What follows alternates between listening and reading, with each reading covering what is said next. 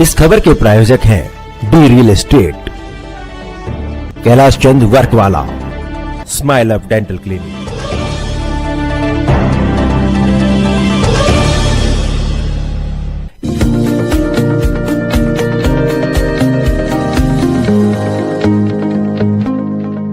नमस्कार, आप देख रहे हैं डीकेपी न्यूज और मैं श्रुति दुबे। दिल्ली के कॉन्स्टिट्यूशन क्लब में वुमेन अचीवर अवार्ड का आयोजन किया गया। इस कार्यक्रम में पूरे भारत देश से उन महिलाओं को आमंत्रित किया गया जिन्होंने कुछ सराहनीय कार्य या देश की सेवा में कार्य किया हो।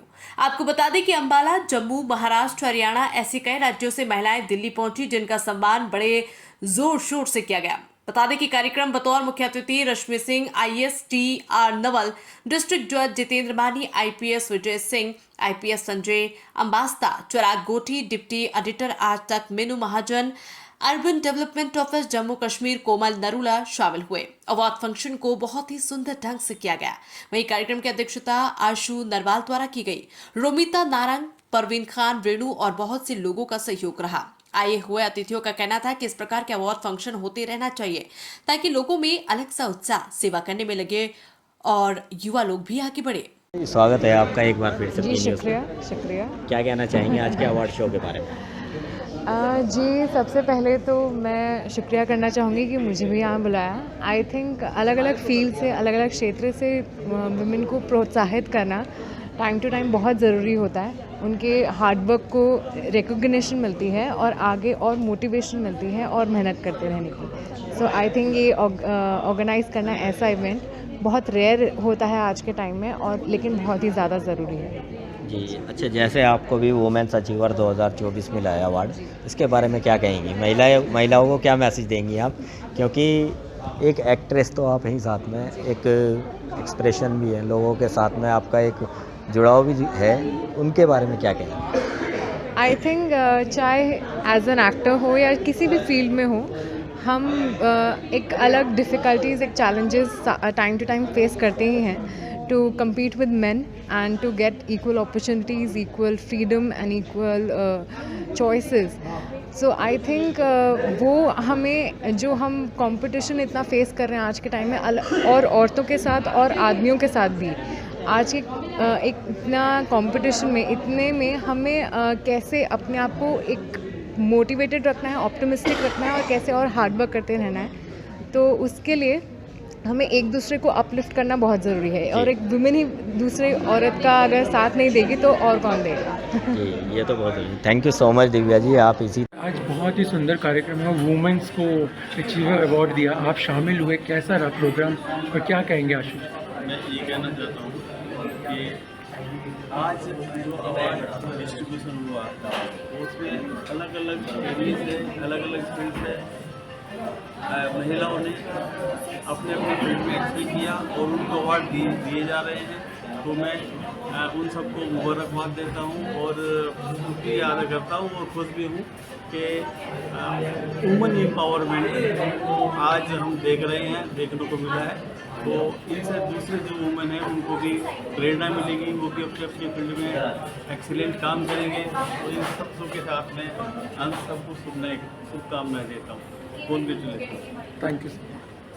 आपकी तरफ देखते हैं। जैसे कि आप देख सकते हैं कि हमारे साथ आशु जी खड़े हुए हैं जिन्होंने ये सारा का सारा जो प्रोग्राम है ऑर्गेनाइज़ करवाया है, महिलाओं को इतना सपोर्ट दिया है आज। तो मैं आज आशु जी से पूछना चाहूँगी, आशु जी आप बताइए कि ये जो आपने स्ट्रैटेजी निकाली है, जिस तरीके से आप एक वुमेन्स को सपोर्ट कर रहे हो, इसके पीछे क्या मेन कारण है और आप किस तरीके से इसको आगे लेके जाना चाहते हो और किस तरीके के आगे भी आप प्रोग्राम्स करा रहे हैं? बस मुझे लगता है कि अगर हम माता शक्ति को बढ़ाएं, जो माता शक्ति जो इंसान को इस दुनिया में ला सकती है, उसको अगर हमें आगे बढ़ाना चाहिए। ये इवेंट मेरा छठा इवेंट था, और हम लोग जो इवेंट करते हैं हम किसी से ₹1 सिंगल चार्ज भी नहीं करते हैं, और हमारे इवेंट में कोई चीफ गेस्ट, कोई पेड नहीं आता, कोई हीरोइन नहीं आता है, रियल IAS IPS जो भी लोग ऑफिसर्स आते हैं।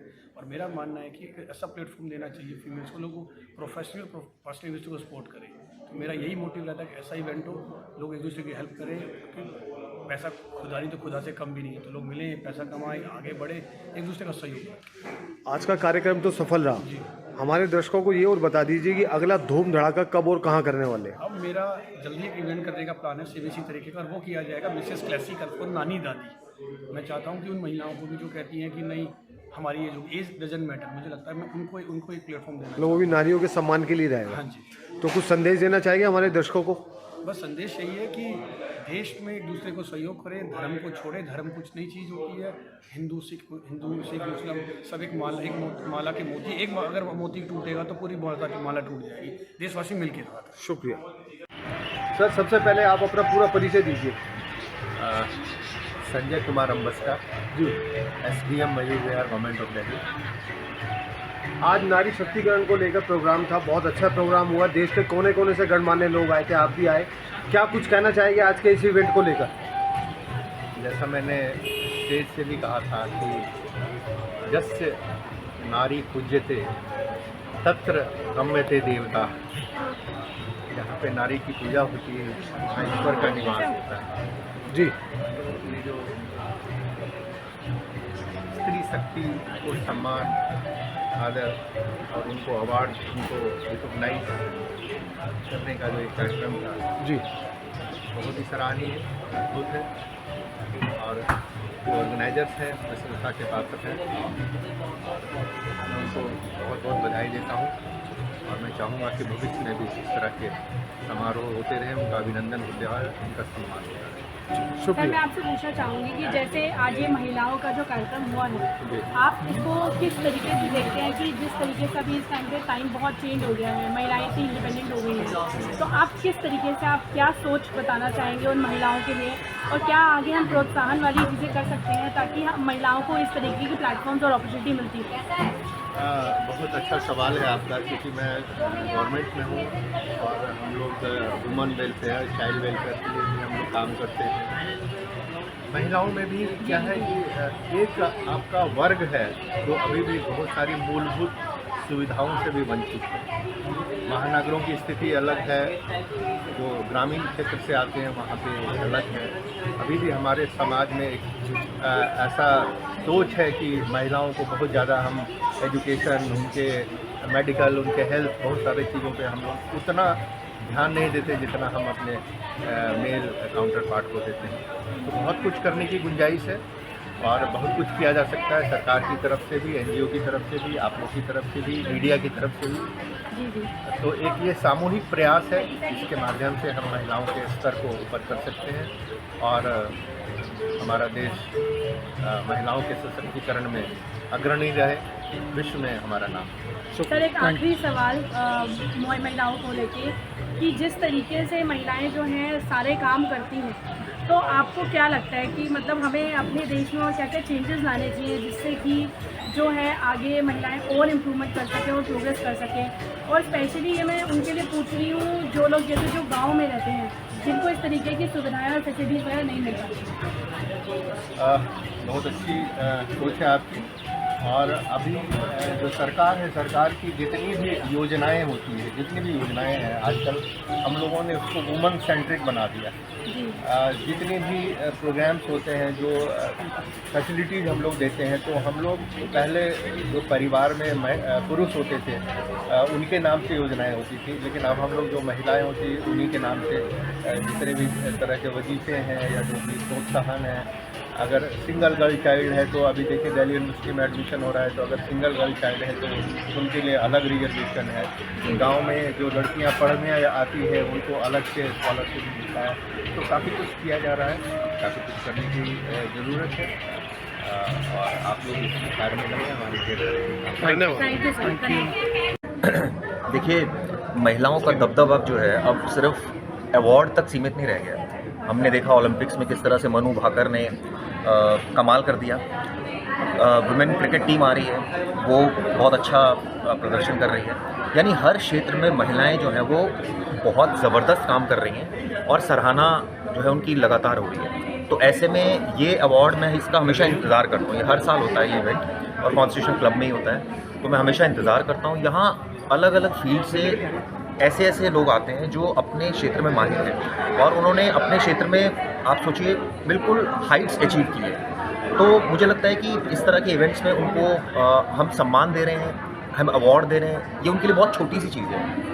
उनका असली अवार्ड ये है कि उनको मतलब ये इवेंट साल में 2 या 3 बार हो तो और अच्छा है। तो मेरा यही आशु जी से मैं दरख्वास्त करूँगा कि इवेंट को 2-3 बार कराएं, ताकि ये सम्मान सिर्फ एक अवार्ड नहीं है, ये बेसिकली उनको बार बार इस तरह का सम्मान मिलना चाहिए। क्योंकि विमेंस जिस तरह से तरक्की कर रही हैं, चाहे वो पार्लियामेंटेरियन की अगर बात करें, चाहे राजनीति से लेकर अभिनेत्री की बात करें, चाहे किसी और फील्ड की बात करें, हर क्षेत्र में महिलाएं जो है वो अव्वल नज़र आ रही हैं। चिराग सर, आइडियल हैं आप पत्रकारों की और कॉरेस्पॉन्डेंट्स की, कुछ उनके लिए कुछ ऐसा एक सजेशन ताकि आपके से मिलेगा तो अच्छा लगेगा लोग। देखिए, ईमानदारी से पत्रकारिता कीजिए, दबाव आता है तो भी अपना काम ईमानदारी से कीजिए। मुझे लगता है ईमानदारी से अगर आप पत्रकारिता करेंगे तो उसका आउटकम बहुत अच्छा होता है और आपको खुद सेटिस्फेक्शन मिलता है। लेकिन हम देख रहे हैं पिछले काफ़ी समय से चीज़ें बदल गई हैं और कुछ लोग खुलकर नहीं बोलते और ना बात करते हैं इस मुद्दे पर। लेकिन मुझे लगता है कि फिर भी एट द एंड आपको ईमानदारी से काम करना चाहिए, क्योंकि अब यूट्यूब का ज़माना है, अब सोशल मीडिया का ज़माना है। अगर चैनल्स की अगर हम बात करें तो चैनल्स ठीक है, एक हद तक एक लिमिट में काम करते हैं, लेकिन यूट्यूब या और दूसरे फोरम्स जो हैं वो अभी भी उनके पास काफ़ी फ्रीडम है। तो मुझे लगता है कि उनको समाज की बेहतरी के लिए काम करना चाहिए और जो सच है उसको दिखाना चाहिए। Thank you ji. मैम, क्या कहेंगे आज के इवेंट को लेकर? नमस्कार जी, मैं कमर राज पठानकोट पंजाब से हूँ। मेरी कमर टैनी वेलफेयर सोसाइटी की मैं प्रेजिडेंट हाँ। तो मैं अज पठानकोट से आशू जी के शो से आई, रोड शो से बहुत वधिया लग्या मैंने इत्थे आके। बहुत अच्छा लगा कि नारी शक्ति नूं बहुत ही वधिया सम्मान मिल रहा है। तो मैं चाहती हूँ कि इस तरीके नाल नारी शक्ति हमेशा जुड़ती रहे, क्योंकि नारी कोई घर के कामों वास्ते नहीं बनी थी, अच्छे उन्होंने अच्छे उपराले मिलते रहें। तो हमेशा इस शो नाल जुड़े रहना चाहती हूँ। सत श्री अकाल। Thank you. Model and social activist Delhi से जी, क्या कहना चाहिए आज के इस इवेंट को लेकर, क्या कहना चाहिए?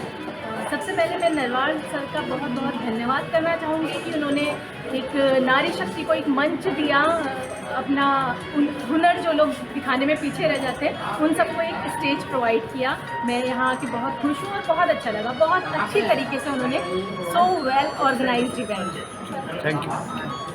इंट्रोडक्शन और आज के इवेंट को लेकर क्या कुछ कहना चाहिए, कैसा?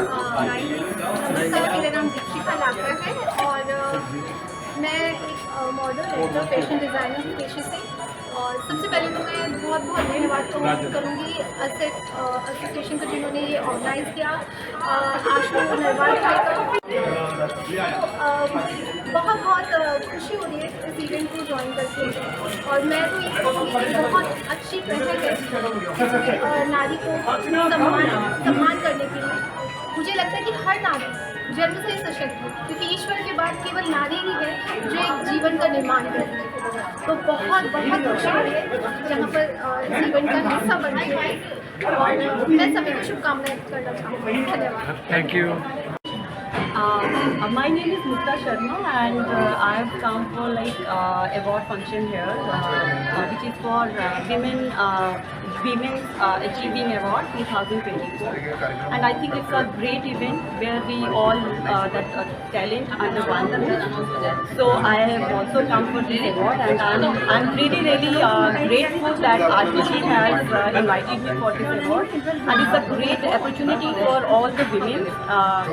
So I've also come for this award. Thank you so much. Himachal Pradesh हमें टाइटल होल्डर हो Mrs beautiful Himachal, Mrs India classical queen and Mrs fame of India and Delhi beauty queen winner. तो आज आशु जी ने मैं by profession I am lecturer and modelling is my passion. I am model, actor and social activist. और आज आशु नरवाल जी ने बहुत अच्छी एक प्रोफाइल्स जो सिलेक्ट करके यहाँ पे बुलाए हैं। जैसे कहते हैं ना कि एक माला बनाई है और चुनिंदा फूलों के से एक ऐसा गुलदस्ता बनाया है ऑल ओवर इंडिया से कि हमें बहुत ही अच्छा लग रहा है कि हमें भी उन बहुत बड़ी हस्तियों के साथ बैठने का और उनके साथ पिक्स लेने का और उनका इंट्रोडक्शन अपना सोशल सर्कल बढ़ाने का बहुत अच्छी अपॉर्चुनिटी दी है।